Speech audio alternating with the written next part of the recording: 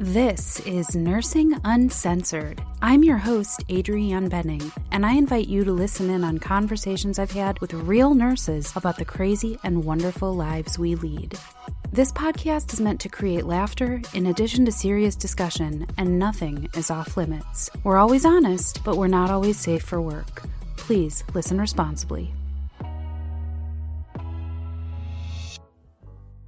Welcome back to Nursing Uncensored. You guys, this is Adrianne, and I am coming to you in very strange times, as you know. We are presently in the throes of a global pandemic. The coronavirus, the novel coronavirus, is no joke. And while today I am not going to talk about that at length, I would be remiss if I didn't acknowledge that this was the thing that we're all dealing with, thinking about. A lot of us working front lines, worried about lots and lots of things. I feel that this information is changing day by day, hour by hour, and there are many sources far better than I that can report on how to stay safe and what all of the new research and guidelines are telling us. So that's not what I'm here for today. But I didn't want to just let time go by with no mention of this and no way to address what I can do to help you guys, my audience. First, I just want to give you a little update on what we've been doing for the last, week or so. What day is it today? It's after midnight, so it's now Sunday the 22nd of March. And I've basically been on social distancing / self-isolation / quarantine, whatever you want to say, for the better part of a week now. And originally I was one of those people that was like, this is no big deal. This is going to pass. We just need to do what authorities are telling us and we'll get this under control. Many of us cynics are now, we have to be able to reevaluate as information changes, and clearly this is a bigger deal than what I thought it was initially. So I'll admit to that. But as I've been here in the house, I'm still going to work, by the way. I work tomorrow night, and I plan on documenting what I can of that. I did put up a vlog on the Nursing Uncensored YouTube channel, so you can go check that out. I did a little follow me around as I went to and from work for a couple days last week. So I've had all this time in the house, and I've been trying to figure out what I can do for you guys to make life a little bit better. I have a few ideas, but this is the one that I was able to execute most quickly. And I think that this will be helpful to the students in the audience. I'm not on the front lines as a nurse. I don't know anyone on the front lines directly right now. So I have to think about what I want to say to my nurses. But to my students, today we are going to talk about online study and how to be successful doing online classes, because as many of you know, well, as all of us know, unless you've been living under a rock, most schools have decided to move from a classroom format to an online format with the intention of slowing the spread of this virus by not getting a bunch of people in classrooms all together on a campus. So this may be no big deal for those of you that have done online coursework before, but for those of you that have never studied online, and for those of you who maybe don't like studying online, I want to talk about some things you can do to be more successful. Now, these are crazy times, y'all, and we are living through some unprecedented global shit. But despite all the craziness in the world right now, you all want to survive this and graduate on time. So a lot of people are worried about what's going to happen now that they've got this momentum in their classes and now they're being pushed into this online environment. So this show is dedicated to those of you that are self-isolating and finding yourself perhaps doing distance learning for the first time. I'm not an expert on pandemic living, nor am I an expert on pedagogy, but I've been an online student for a really long time. So I'm going to kind of walk you through my personal study flow and tips pick it apart and keep the pieces that work for you. I recognize these tips aren't helpful for every subject like math, so keep that in mind. And also, I am a very visual and kinetic learner.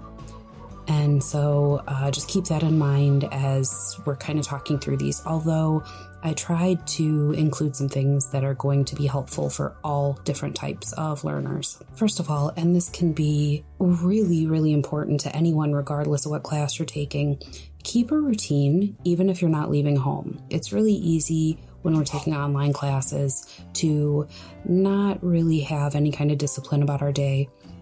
But here's what you need to do. You need to get out of bed at a decent hour, take a shower, put on clothes, even if you're putting on pajama bottoms, like I've been doing. Put on clean pajama bottoms, put on a clean shirt, drink some coffee if that's your thing, and prepare to study or do coursework. Try to trigger your brain to get into focus mode instead of like pizza rolls on the couch mode. Eat. Don't study hungry, exhausted, drunk, or panicked. You don't learn when you're hungry, exhausted, drunk, or panicked. So when I shared these guidelines with a friend to edit, they were like, what do you mean I can't study drunk? But don't do it, really. Also, ideally, you want to study in a room with no TV, no pets, no other things that you know are going to distract you. If you have kids, lock them out with a responsible caretaker. Turn up some lyric-free music or put in earbuds or earplugs. Tell the kids and whoever's watching them what time you'll take your next break. They'll probably be more likely to leave you alone if they know that you're going to take a 10-minute break every 30 minutes. And about taking breaks, we'll get to that. We're going to talk about the Pomodoro Technique in a minute. Next, you want to turn off your phone or leave it in your bag, leave it in another room. Now, if you need that for a clock or an alarm, set it to airplane mode. Notifications and dings kill focus. So set your smartphone for emergency settings to accept certain calls if that's what you need to do. Basically, you want to eliminate your desire to check your phone, because if it's laying next to me, I just subconsciously pick it up. I look at it. I'm just looking, hey, do I have any notifications? Even though it's been 30 seconds, I know that I don't have any notifications, but I still look. So put it away from yourself. Then, once you've got your space, you've got your distractions eliminated, you want to read through your syllabus or your schedule or whatever and gather everything you need for that class or that chapter. Make sure you've got your books, any worksheets, PowerPoints, outlines, notes, anything that you've got that's going to talk about the material that you're about to study. I used to either use those little sticky removable tabs or little paper clips to bookmark the beginning and the end of the chapters for that week for the books involved. And then as I would advance through the chapters, I would just move the paper clips so that they were always denoting the beginning and the end of whatever chapter I was on. This just gave me a visual of smaller chunks. It felt less overwhelming to me. And then I was able to kind of benchmark myself a little bit. Instead of being oh my God, I have to read chapters 16 through 20, I would be nope. Right now, I'm just reading chapter 16. And while you need to keep an eye on due dates, you want to just focus on the thing at hand. Obviously, if you're trying to study 6 things at once, you're not going to master any of them. So you're going to be more efficient if you just start in one place, work on that in smaller chunks, and then you'll be surprised at actually how more efficient, because you're not worried about step 3, you're just worried about step 1. Next, before you attend your classes or watch your online lectures, whatever they are, do a chapter review a la Nurse Nacole. So if you don't know what I mean by that, so Nurse Nacole Riccaboni, she is now a nurse practitioner. She makes lots of YouTube videos, podcasts, great content. She is one of my original nursing school gurus, and I will be grateful to her forever, and I will always promote her content. The first video of hers I ever saw was years ago, and it was her video on how to read a textbook. It has been at the center of my educational process ever since. So I encourage you to go to YouTube, look up Nurse Nacole, that's Nacole, Nurse Nacole, how to read a textbook. Make it your gospel. Use this strategy until you finish your PhD. Just do it.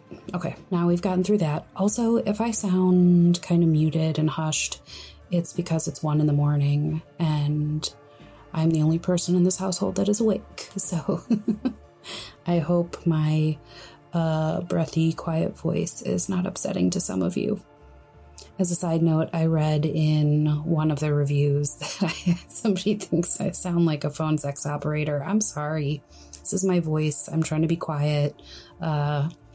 People used to say that to me when I worked in a call center, so I quit my job in a call center. I know it. I'm sorry. Well, actually, no, I'm not sorry. This is my voice. I'm sorry that that's how you read it. Anyway, let's move right along. This is why they tell you not to read the comments, right?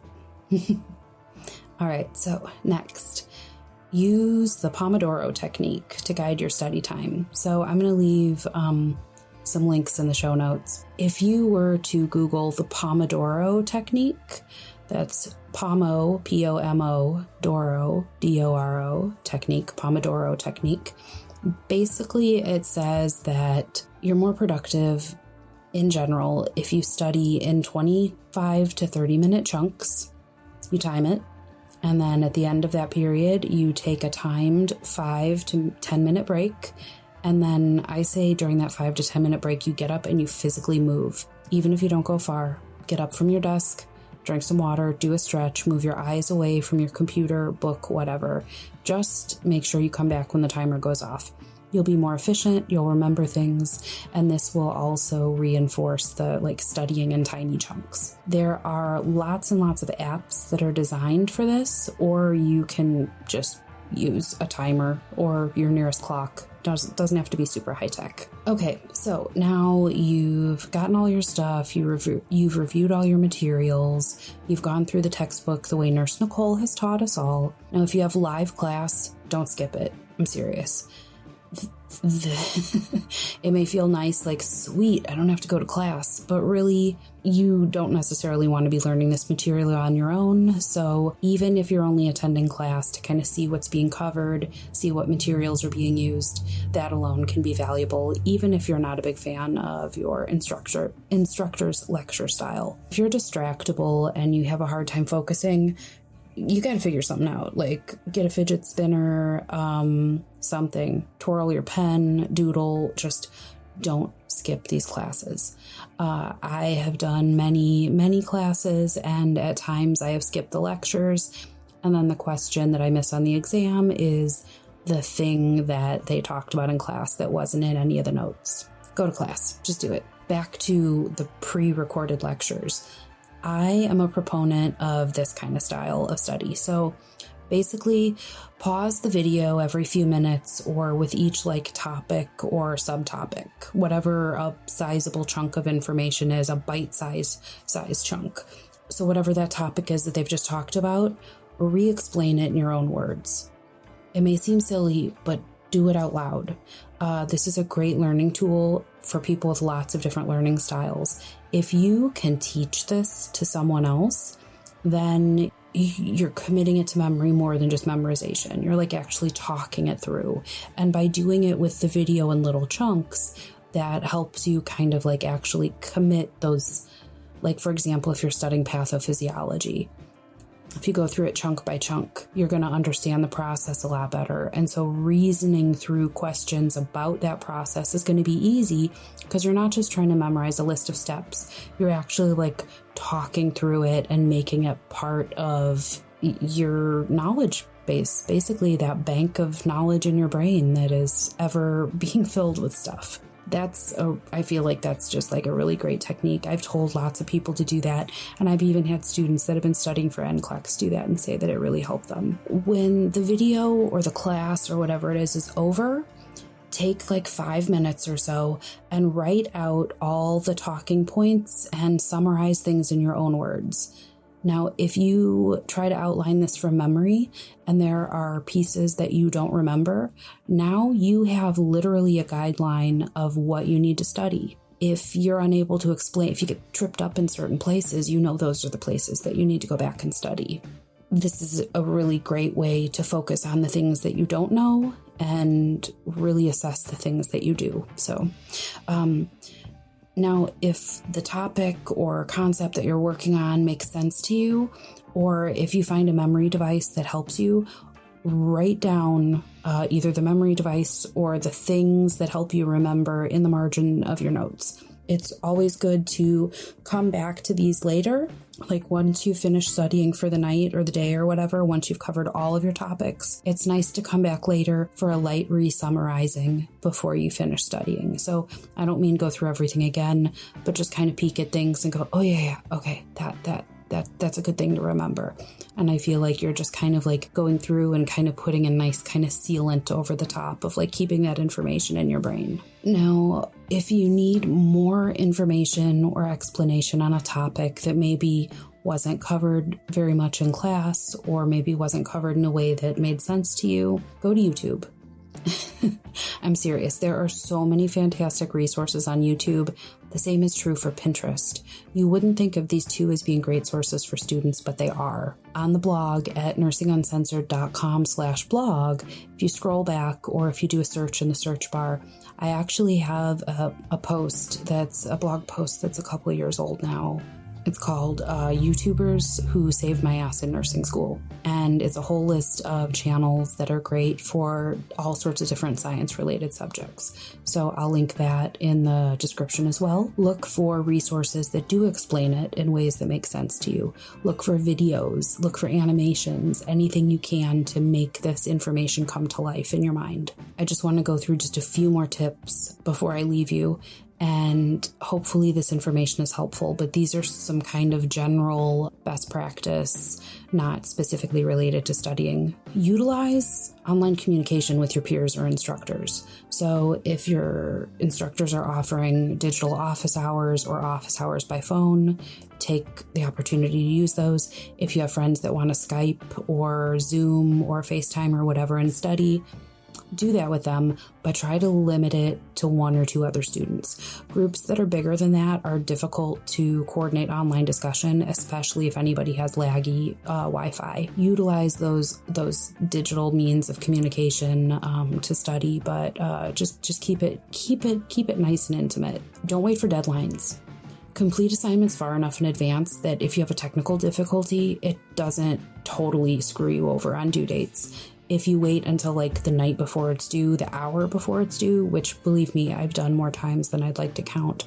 But if your Wi-Fi goes out or your computer dies or something, you don't want to be screwed. You don't want to be like, oh my God, I have 20 minutes to submit this and I have no idea how I'm going to do that. So set yourself up for success and give yourself plenty of time. Now, a lot of you are going to have online interfaces, online classrooms, platforms, whatever it is. Set those up so that you receive notifications about things that matter to you. I had my online school stuff set up to notify me about impending due dates, any new emails or announcements from the instructor, and other important deadlines. So make sure that you're eliminating anything that's not important, because you don't want to like just keep ignoring stupid emails that don't matter. And then because you're ignoring those, you miss something that's important. Go in, dig in your settings and make sure those are set the way you need them to be. Also, check your announcements, emails, whatever your updates are for class. Check those daily, and definitely check those before you go into class, because you don't want to be the only person in the class that didn't get the notification or email about an assignment that was due. So make sure you're checking those regularly. I have mine set up, they come right to my phone. If I get an email from school or work, bing, I know about it right away. And last but not least, email instructors before tiny issues become big problems. Communicate with them if you're struggling or if you're having a hard time using some piece of technology, and ask for suggestions for improvement or other study resources or other things on that topic. Communication is going to be so important because you're not having those daily or weekly face-to-face meetings with your teachers. You don't have them giving you reminders as you're walking out the door. So be sure to communicate or ask questions if you're not sure about something. Utilize your classmates also. If you know your teacher might not get back to you for a day or two, try to find someone that you know will respond to you in a timely fashion. So this can be a really challenging thing to do, even when we're not facing the stress and strife of all of these, with the threat of this virus that basically has us, most of us, on lockdown, and many of us living with very uncertain futures.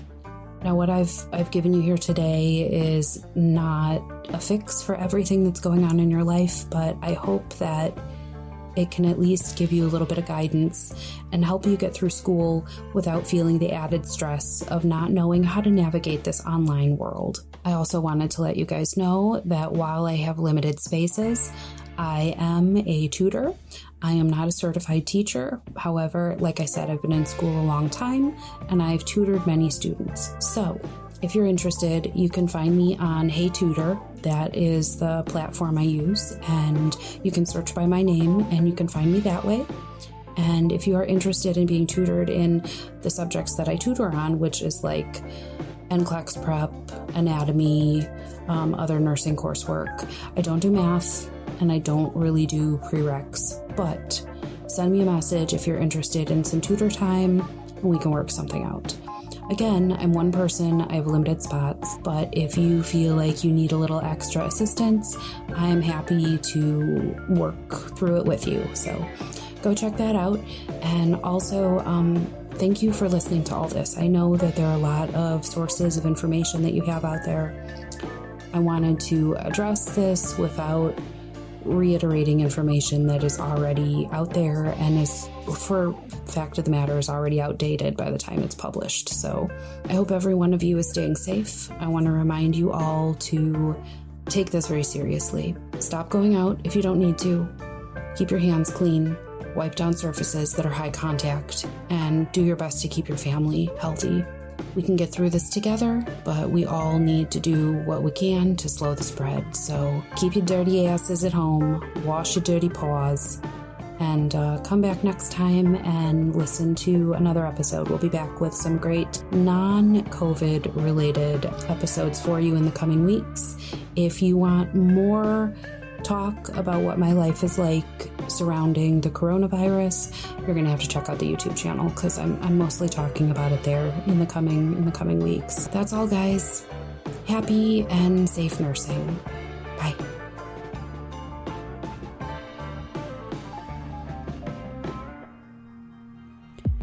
Here at Nursing Uncensored, we may be, well, uncensored, but we're not unfiltered. Protected health information has been changed and concealed to comply with HIPAA. The things we talk about are from years of experience with thousands of patients, things we've read, stories we've heard. If you think we're talking about you, we're not. Also, we're real nurses here to provide helpful and accurate information, but don't take anything we say as fact without doing your own research. Refer to your state's Board of Nursing, Practice Acts, and your institution's policies and procedures if you have questions about your practice. Lastly, our very strong opinions are ours alone and do not reflect those of our employers, educational, or professional institutions. Thanks for listening, and happy nursing, folks.